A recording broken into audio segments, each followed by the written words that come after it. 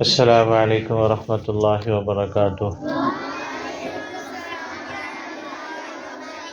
صلی اللہ علیہ صلی اللہ علیہ، ایک بار پھر پڑھ لیں، صلی اللہ علیہ۔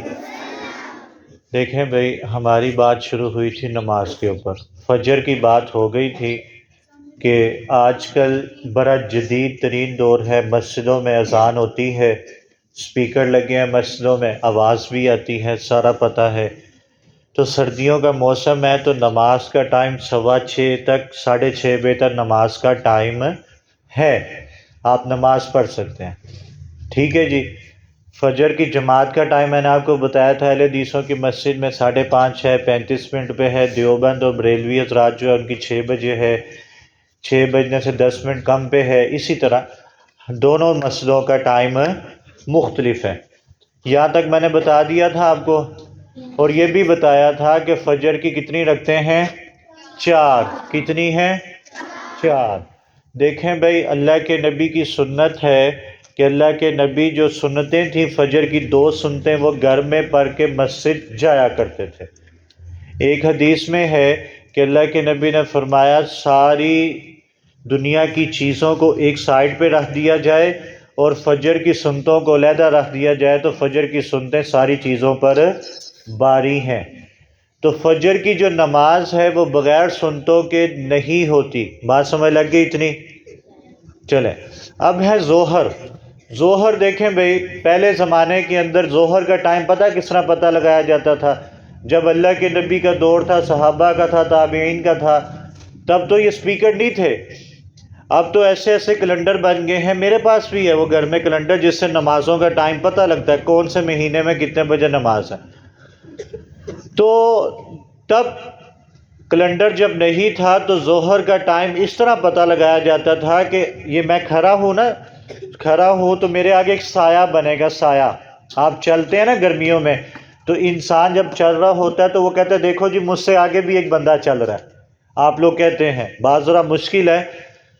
تو پہلے زمانے میں یہ ہوتا تھا جب انسان کے 2 سائے بن جاتے تھے نا، 2 سائے، تو کہتے تھے کہ بھئی ظہر کا وقت شروع ہو گیا ہے۔ اب جدید ترین دور ہے، سپیکر لگے ہیں، آج کل 12:30 یا 12:15 بجے ظہر کی نماز کا وقت شروع ہو جاتا ہے، اور یہ رہتا کب تک ہے؟ یہ 2:30 بجے تک رہتا ہے۔ اب دیکھیں بھئی، ایک بات دھیان سے سننی ہے۔ اب یہ ہے کچھ مسجدوں میں سب سے پہلے اذان ہو جاتی ہے، جن کو ہم اہل حدیث کہتے ہیں، وہ سب سے پہلے اذان دیتے ہیں۔ جو دیوبندی ہیں وہ تھوڑا آگے دیتے ہیں، بریلوی حضرات ہیں وہ تھوڑا اور آگے دیتے ہیں۔ اس کا کیا مطلب ہے؟ اس کا مطلب یہ ہے کہ جب نماز کا وقت شروع ہو جاتا ہے نا تو اہل حدیث اذان دے دیتے ہیں، سمجھ لگی؟ وہ آپ کو بتا دیتے ہیں کہ بھئی نماز کا وقت شروع ہو گیا ہے، ٹھیک ہے۔ اس کے بعد پھر تھوڑی دیر بعد، آدھے پونے گھنٹے بعد دیوبند کی مساجد میں اذان ہوتی ہے، وہ بتاتے ہیں کہ ٹائم اب تھوڑا رہ گیا ہے، نماز پڑھ لو۔ پھر بریلوی حضرات ہیں جو صلاۃ پڑھتے ہیں اذان سے پہلے، الصلاۃ والسلام علیکم جو پڑھتے ہیں، وہ بتاتے ہیں کہ اب ہماری آخری اذان ہے، اس کے بعد اذان نہیں ہوگی، ٹائم ختم ہو جائے گا۔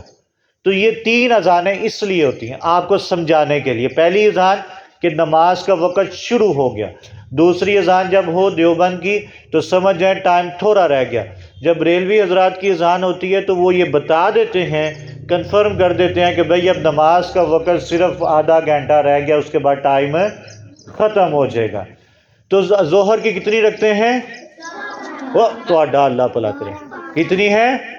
12۔ کتنی رکھتے ہیں؟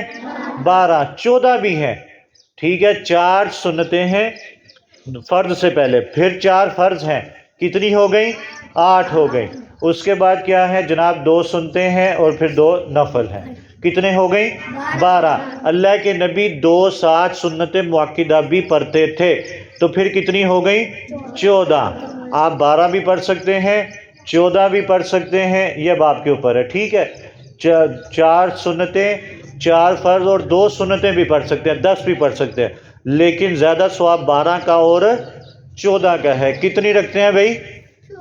14 اور 12۔ کوئی آپ سے پوچھ لے فجر کی کتنی رکھتے ہیں تو آپ جلدی سے بتائیں، 2 سنتیں اور 2 فرض ہیں۔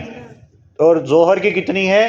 12 بھی ہیں اور 14 بھی ہے۔ الحمدللہ رب العالمین والعاقبۃ للمتقین والصلاۃ والسلام علی سید الانبیاء المرسلین۔ جتنی بات سنی اللہ عمل کی اور ذہن میں رہنے کی توفیق عطا فرمائے۔ جتنے آج میرے سامنے بچے کھڑے ہیں اللہ سب کے ماں باپ کے کاروبار میں برکت عطا فرمائے۔ اللہ الفجر کو دن دگنی رات چگنی ترقی نصیب فرمائے۔ حاسدین کے حسد سے اللہ الفجر کو محفوظ فرمائے۔ بڑے دوستوں نے دعاؤں کے لیے کہا ہے، ہماری ٹیچرز کے بھی دل میں جو نیک خواہشات اللہ ساری قبول فرمائے۔ اللہ آپ سب کو لائک کر دے۔ جو ہمارے زمینوں کا معاملہ ہے اللہ اس میں بھی آسانی والا معاملہ عطا فرمائے۔ ہمارے ہمسائے ہیں رانا صاحب، اللہ ان کی بھی زندگی میں برکت عطا فرمائے۔ اللہ ان کو صحت والی زندگی عطا فرمائے۔ آمین آمین اجمعین برحمت سے۔